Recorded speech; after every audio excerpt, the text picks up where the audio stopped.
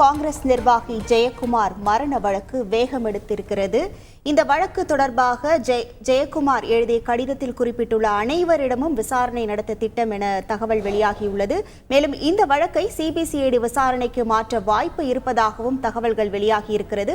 முழு விவரங்களோடு இணைகிறார் நமது செய்தியாளர் சதீஷ்மணி. வணக்கம் சதீஷ்மணி. இந்த வழக்கு தொடர்பாக யாரிடமெல்லாம் விசாரணை நடத்தப்பட இருக்கிறது? மேலும் இந்த வழக்கு சிபிசிஐடி விசாரணைக்கு மாற்றம் என்ற அதிகாரப்பூர்வ அறிவிப்பு எப்போது நாம் எதிர்பார்க்கலாம்?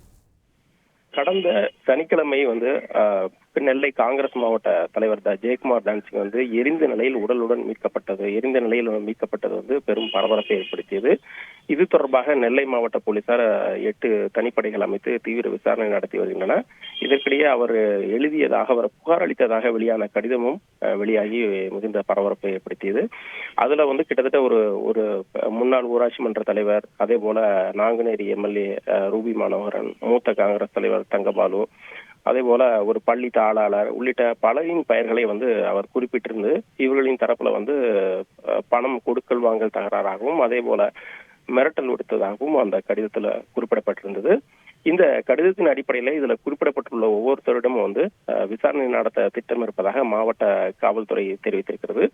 அதே போல இந்த வழக்குல குறிப்பிடப்பட்டுள்ள நாங்குநேரி காங்கிரஸ் எம்எல்ஏ ரூபி மனோகரன், அதே போல மூத்த காங்கிரஸ் தலைவர் தங்கபாலு உள்ளிட்டோரிடமும் விசாரணை நடத்த திட்டம் இருப்பதாகவும் மாவட்ட காவல்துறை தெரிவித்திருக்கிறது.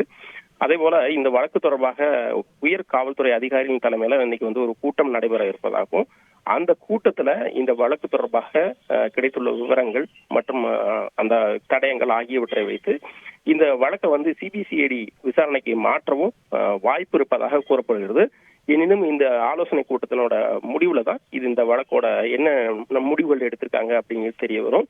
ஏற்கனவே இந்த வழக்கு தொடர்பாக சம்பந்தப்பட்ட நாங்குநேரி காங்கிரஸ் எம்எல்ஏ ரூபி மனோகரன், அதே போல மூத்த காங்கிரஸ் தலைவர் தங்கபாலு உள்ளிட்டோர்கள் இது தொடர்பாக விளக்கம் அளித்திருக்கிறார்கள். அந்த கடிதத்தினுடைய உண்மைத்தன்மையெல்லாம் கண்டறியணும் அப்படிங்கிற மாதிரியும் சொல்லியிருந்தாங்க. இந்த நிலையில இரண்டாவது ஒரு கடிதமும் வெளியானது. எனவே கடிதத்தின் உண்மைத்தன்மை, இந்த வழக்கு தொடர்பாக எடுக்கப்பட்டுள்ள இதுவரைக்கும் கிடைக்கப்பட்டுள்ள விவரங்கள், அதே போல பிரேத பரிசோதனையுடைய முதற்கட்ட அறிக்கைகள் ஆகியவற்றின் அடிப்படையில் உயரதிகாரிகள் தலைமையில் நடைபெறக்கூடிய இந்த கூட்டத்தின் அடிப்படையில் பல முக்கிய முடிவுகள் எடுக்கப்படலாம் என தகவல்கள் வெளியாகியிருக்கிறது. முழு விவரங்களுக்கு நன்றி சதீஷ்மணி. செய்திகளை உடனுக்குடன் தெரிந்து கொள்ள உடனே சப்ஸ்கிரைப் பண்ணுங்க.